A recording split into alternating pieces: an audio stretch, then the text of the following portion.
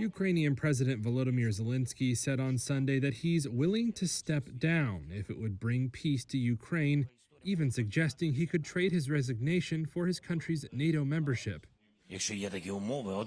I'll do it immediately without a long conversation about it. I'm focused on Ukraine's security today and not in 20 years. I don't plan to be in power for decades. Therefore, that's my aim and my dream. His comment came after a week where U.S. President Donald Trump has pushed for elections in Ukraine and called Zelensky a dictator. That's also a claim Russia has used to question Zelensky's legitimacy. However, Ukraine legislation prohibits elections under martial law, and both Zelensky and his political rivals oppose elections during wartime.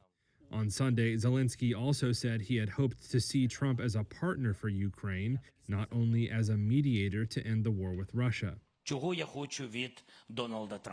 What do I want from Donald Trump? I think that if we support and believe what he is saying, then I want the same as he wants, to end the war as soon as possible. We have the same views here, and I truly believe that he wants and will help us to end this war. But peace through force means to direct that force towards Russia. I think that's what the expression peace through force means. We are partners and I want him to be on our side. I don't want just mediation because I think it's not enough. It was the latest sign of tension rising between the two leaders on the cusp of the third anniversary of Russia's invasion on Monday. Days before, Trump said Ukraine should give the U.S. $500 billion in critical raw materials as payback for aid that Kyiv got under the Biden administration. So I want them to give us something for all of the money that we put up. On Sunday, Zelensky rejected that demand and said a deal cannot be based on repaying what was already given. And earlier in the week, he declined to sign a U.S. proposal that would have given Washington 50% of Ukraine's key minerals like graphite and lithium. Zelensky has said he wants to do a deal, but wants security guarantees for Ukraine in return.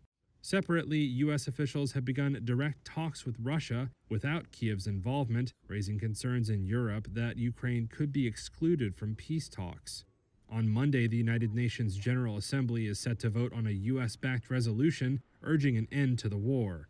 The resolution, which does not explicitly reaffirm Ukraine's sovereignty, is competing with an EU-backed version that more firmly supports Kyiv's position. The outcome could signal a shift in global support as Ukraine enters a fourth year of war.